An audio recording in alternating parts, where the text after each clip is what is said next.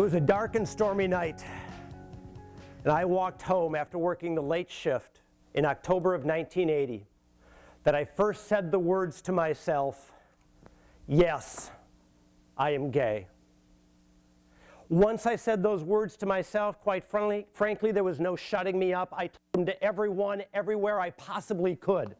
I wanted everyone to hear the words.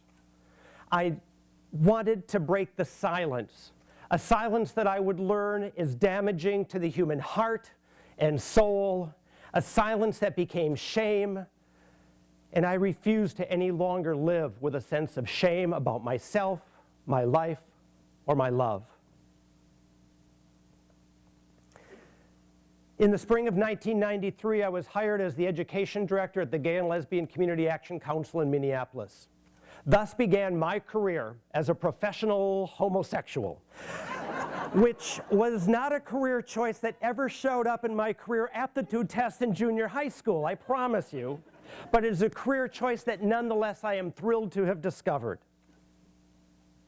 About 100 years before I was born, Theodore Parker was a Unitarian minister who worked to abolish slavery because he knew it was the right thing to do. In 1857, he published a sermon that he titled On Justice and the Conscience. And in that sermon, he describes the eventual triumph of that which is right over wrong.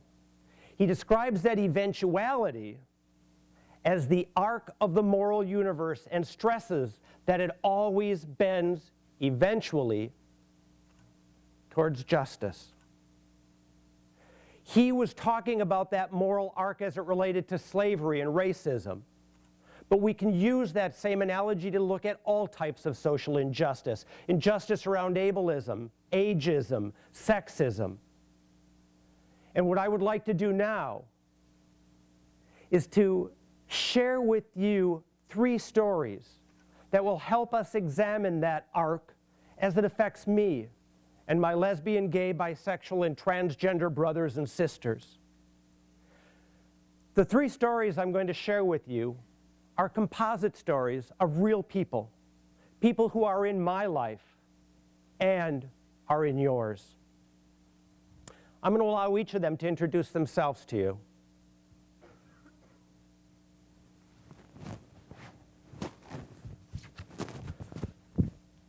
Hi.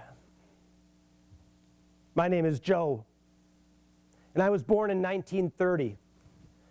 By the age of 19, I was a Marine headed towards Korea. It was while I was in the Marine Corps that I first learned about homosexuality and that I was a homosexual. It's also where I met my first and only boyfriend, Tom. He was a fellow Marine, and we both planned on a lifetime of military career service. So we learned to live double lives. We were lovers at home, but buddies at work. Always very careful to talk about our weekend plans and our vacations. In 1952, President Eisenhower changed our plans for our life. He signed an executive order basically making it illegal to work for the federal government if you were a homosexual. We packed up and moved to New York City. I got a job working in the field of advertising. And no, I was not out at work. I was not out anywhere. Nobody really was. You need to remember this was at a point in time where if you admitted to being a homosexual, you could be forcibly institutionalized, subjected to a lobotomy, or electroshock therapy. As I was promoted at work, I was under more and more pressure to conform, to fit in. And eventually I broke up with Tom, and I asked my secretary to marry me. I have no regrets about that point in my life. In fact, I've got 2 really great kids to show for it. The one I feel sorry for is my wife. She never had anybody who, well, fully appreciated what she brought to the relationship. After about 8 years of marriage, I wanted to catch up and find out what was going on in Tom's life, so I called him and we arranged to meet. We were going to meet at one of the underground homosexual bars in the city. All the bars at that time were underground because it was not until the mid-1960s that the New York Liquor Authority changed the laws. Prior to that time, it was illegal to sell alcohol to homosexuals in New York State. So that night, we got together and walked into that bar. It was amazing. I felt like I was home. I saw men dancing with men and women dancing with women. I saw people free of the gender role expectations of the day.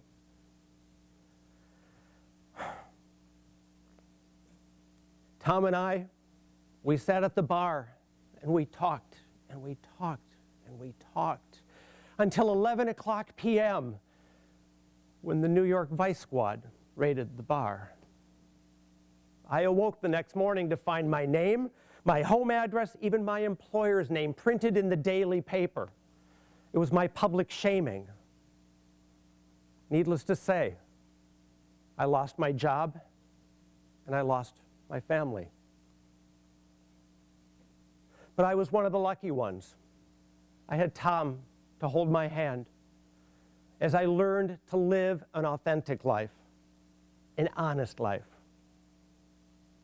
But I have never forgotten that night, the raid on the bar, being dragged out of the bar by the police, tossed into the back of the paddy wagon, the sirens, the lights, the shame, the fear.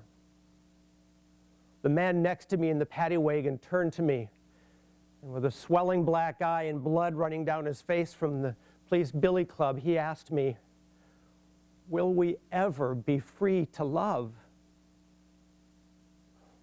In my fear and in my shame, I said to him, "Yes,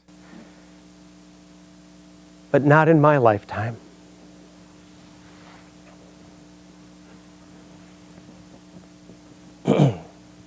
Hello, my name is Richard, and I was born in 1960, making me 30 years younger than that gentleman. I can't say that I remember learning a lot or hearing a lot about gay stuff as I was growing up.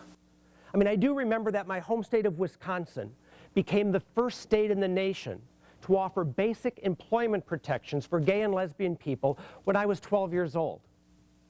I don't remember much of the discussion at the time, but what I do remember is my father making a comment. He liked to say that those people, the homosexuals, ruined the perfectly good word gay. I tried my best to be straight. I really did. But finally, in my second year of college, I came out of the closet. I very quickly joined a new group on campus called the Gay and Lesbian Student Association. We were a new group, but we were gaining in visibility and in numbers. And shortly after I joined, the Student Senate voted to give us a small amount of money to help market our organization. In protest, another student group formed called the Heterosexual Alliance. Why heterosexuals needed an alliance, I still don't understand, but they formed an alliance. But the Gay and Lesbian Student Association didn't miss a beat. We issued a press release right away congratulating the members of the Heterosexual Alliance on coming out and accepting their heterosexuality. How brave of them! You need to remember that I came out of the closet as HIV and AIDS arrived on the scene. By the time I graduated from college, I knew of people who were going back into the closet for fear of becoming infected. I knew of people who lost their jobs. I knew people who were harassed. I even know people who were assaulted.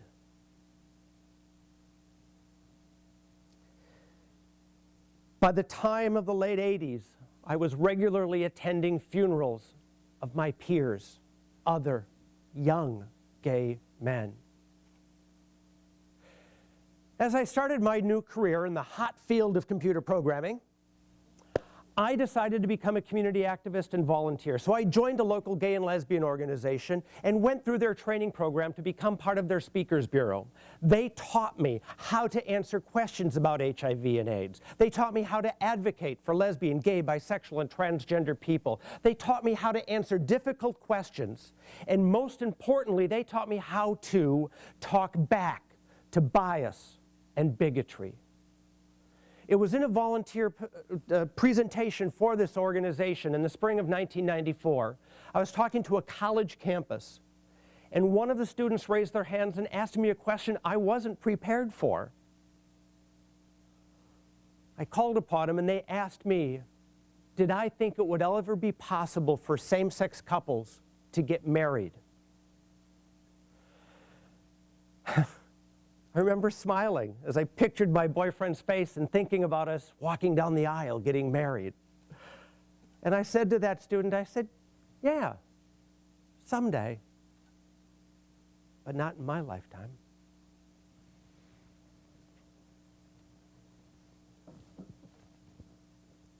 Hi, my name is Nick. I was born in 1990, making me 30 years younger than that last guy. I'm getting ready to graduate college, and to this day, it drives me absolutely crazy how freaked out my parents are by the number of queer people who are in my life and are in society these days. I mean, hello, my home state of Massachusetts made it legal for same-sex couples to get married way back when I was 14 years old. So, like, LGBT people have been part of my life forever. I mean, I have friends who have gay parents. I have friends who have lesbian parents. I went to high school with 3 transgender students.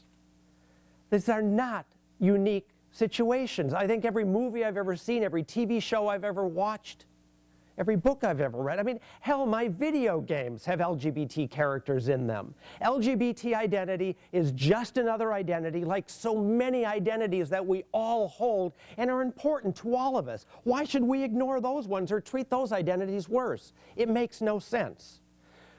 Just a couple weeks ago, some friends and I were at the college union having a cup of coffee, and we were talking about the upcoming presidential election. And we decided that it would be really cool if next time around we were to have a presidential candidate who's a Latina, trans woman, atheist, deaf, single mother. Wouldn't that be great? I mean, can you imagine a presidential candidate? I mean, is that going to happen in my lifetime? Yes, it will.